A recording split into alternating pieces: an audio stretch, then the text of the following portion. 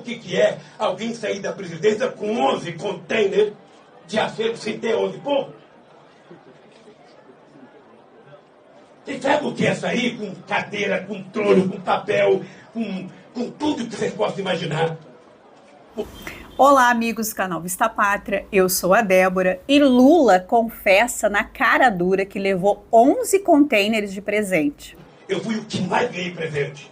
Porque viajei mais, porque trabalhei mais, porque viajei o mundo, até trono da África. Você deve estar se perguntando por que ele não teve o mesmo tratamento que Bolsonaro está tendo. Ontem foi aberto um relatório da Polícia Federal sobre o indiciamento de Bolsonaro no caso das joias. E pasmem, eles erraram.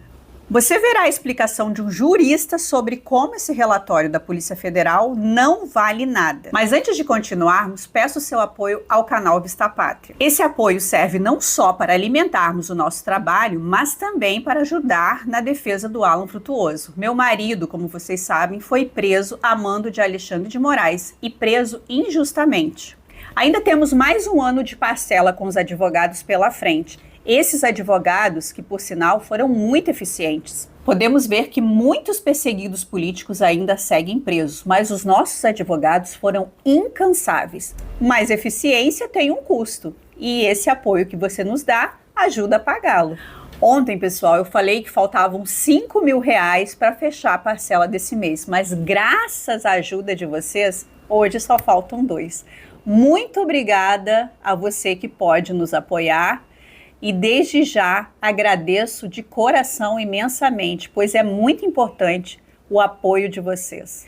Podem nos apoiar através do Pix, que está aqui na tela. Obrigada mesmo, de coração. Nós já tínhamos antecipado para vocês que Bolsonaro seria indiciado. Também antecipamos que o delegado que comanda a investigação é o mesmo do caso do Adélio Bispo. Tudo isso você viu com uma semana de antecedência aqui nesse canal. E se você não estiver inscrito, por favor, se inscreva.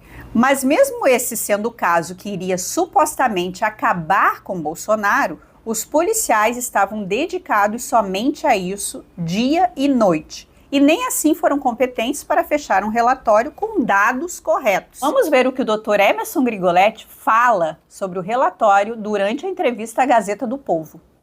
Bom, é a primeira vez agora, né, que eu vejo um processo com um monte de documento em língua estrangeira. Ué, mas pode, Emerson, documento em língua estrangeira? Em processo judicial brasileiro? Pode, lógico que pode. Pode, desde que haja tradução juramentada. Então, aqui nós temos o primeiro ponto ali, que é a violação clara e precisa do artigo 192 do Código de Processo Civil, que diz que todos os atos e termos do processo é obrigatório o uso da língua portuguesa. Pergunto, a PF não sabia dessa regra de direito? Ela pode simplesmente... E ficou uma coisa tão bizarra. Se vocês olharem o relatório, eles não juntam o documento inteiro. Eles tiram pedaços de documentos em inglês, jogam lá no meio do processo e falam que esse documento significa tal coisa. Tá, mas pode isso? Não pode, né? O artigo 192 está lá. Parece que a Polícia Federal não sabe fazer o seu trabalho básico, né, de respeitar o comando jurídico, que toda a documentação, os atos e termos devem ser em língua portuguesa. Então, começa por ali o show de horrores. Além dessa questão da tradução juramentada, é uma questão bem interessante em relação aos recortes que foram juntados ali. Bom, falou-se, ficou explorando, tal, tinha conversa de WhatsApp, não sei o quê. Agora, sabe o que é engraçado, Mário? É muito engraçado porque não se tem a conversa na íntegra. O que se tem, na verdade, ali são trechos recortados de falas. E detalhe, esses trechos estão editados, vejam só.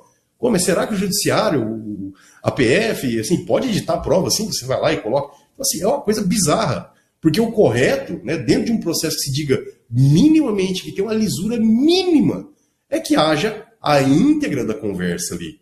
Né? Justamente para se entender a contextualização. E que, de preferência, não haja alteração e nem edição. Né? Nem a título de imagem, dá para entender que aquilo lá foi só uma montagem para facilitar a compreensão. Não dá, porque a PF coloca esses trechos, esses prints, como se fossem provas.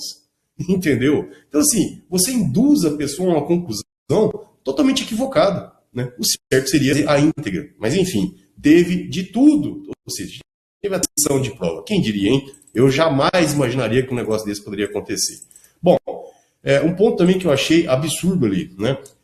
No depoimento do Cid, ele inclusive, e foi reconhecido isso na conclusão, inclusive, desse relatório pela Polícia Federal, a própria Polícia Federal diz que constatou autorização para a venda pelo Conselho de Ética da Presidência. Ué, mas não é ilegal essa venda? Mas teve essa ao próprio Conselho de Ética, por que tá ilegal isso então, hein? Bom, estranho, né? Bom, até porque todos os casos do TCU eram totalmente diferentes, como se decidia até 2016, né? Lembrando a situação para vocês, o TCU até então entendia o seguinte, até antes de 2016, eles aplicavam lá o inciso 2, se não me engano, do artigo 3º do decreto 4344 de 2002, que dizia o seguinte, que os documentos bibliográficos e museológicos recebidos em cerimônias de troca de presentes nas audiências com o chefe de Estado, de governo, ocasião das visitas oficiais, viagens de Estado ou do presidente da República ao exterior, ou quando as visitas oficiais ou viagens de Estado, de chefe de Estado e governo estrangeiro do Brasil, não compreendem o acervo. Ué, de repente mudou isso aí, né? E foi bem interessante, porque nessa decisão em que foi analisado isso aí, até então era meramente um ato administrativo, né, que devia responder exatamente à forma lá do artigo 3º da lei, né, que regulamenta essa questão, que é o artigo 3º diz o seguinte, que os acervos documentais privados dos presidentes da República que integram o patrimônio cultural brasileiro são declarados de interesse público para os fins de aplicação do parágrafo 1º, artigos 216 da Constituição Federal, são sujeitos às seguintes restrições. Em caso de venda, a União terá direito à preferência e não poderão ser alienados para o exterior. Bom, então seria meramente um ato administrativo, uma violação administrativa, que houve a recomposição. Jamais uma situação criminal. Mas a esquerda, obviamente, quer explorar isso como se tivesse tido um desvio de verba pública, como se tivesse tido desvios de bens da União, né? Sendo que até então, o próprio TCU tinha reconhecido que desde a Constituição de 88 até 2016, houve um rombo ali gigantesco, porque os presidentes levavam muitos dos presentes que eles recebiam embora, né? O órgão, inclusive, verificou que tinha 125.742 bens e que cerca de 4.564 bens haviam simplesmente integrado o acervo privado do presidente da República. Então, até então podia, né? Não tinha problema. Mas aí agora, como é o Bolsonaro, né? Antigamente, no máximo que acontecia ali era devolver os bens. Não, mas o Bolsonaro não tem nem direito de devolver. Nem direito de devolver. Em que pese eu ter citado esse monte de ilegalidades, de irregularidades formais até do processo, ele não tem direito de devolver. É crime. É crime, e não é só peculato. Peculato é associação criminosa, é isso aqui. Enfim, é um show de horrores esse relatório. Um show de horrores. Né? E aí você vai me falar o seguinte, nossa, Emerson, mas tem mais coisa? Rapaz, se eu continuar falando aqui, não acaba mais, né? Um dos pontos principais do relatório, da conclusão do relatório, é que isso foi feito uma ocultação, né? E etc. Porque foi tentado fazer venda por sites de leilão, etc. Mas espera aí, eu estou aqui encafifado aqui. Quando você entra no site de leilão, você não tem que fazer cadastro? Você não faz o cadastro para colocar determinado bem para leilão, etc. Se tem todos os dados da pessoa, como a pessoa está ocultando alguma coisa? Né? Não faz muito sentido isso, né? Se eu fizesse isso, talvez, pela Deep Web, lá, tal, sei lá, através de um servidor remoto, ou alguma coisa escondida, até entenderia. Mas cadastrando em site de leilão, com todas as informações de dados, quem vai receber, etc., eu achei uma coisa horrorosa. Então, assim, cai por terra até essa questão da ocultação. Hein? Achei realmente um show de horrores, né? Qual é o objetivo principal disso aqui? É colocar a pecha de corrupto em Bolsonaro. Falaram até de R$ 1.900 de Pix que Bolsonaro fez numa lotérica. Bolsonaro teve que vir a público dizer que ele sempre joga na Mega Sena, mas nem precisava. Quantas vezes a gente já viu Bolsonaro indo em casas lotéricas fazer sua fezinha? Mas nós vimos no início do vídeo que Lula levou 11 containers. Por que ele não foi preso por isso? Porque antes de 2016 não tinha o entendimento do TCU para essa questão. Então, Lula se safou por isso.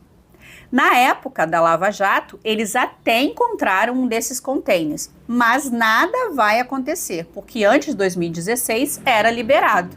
Após 2016, teve uma resolução do TCU que proibia o presidente a ficar com joias. Ele só poderia ficar com presentes de pouco valor.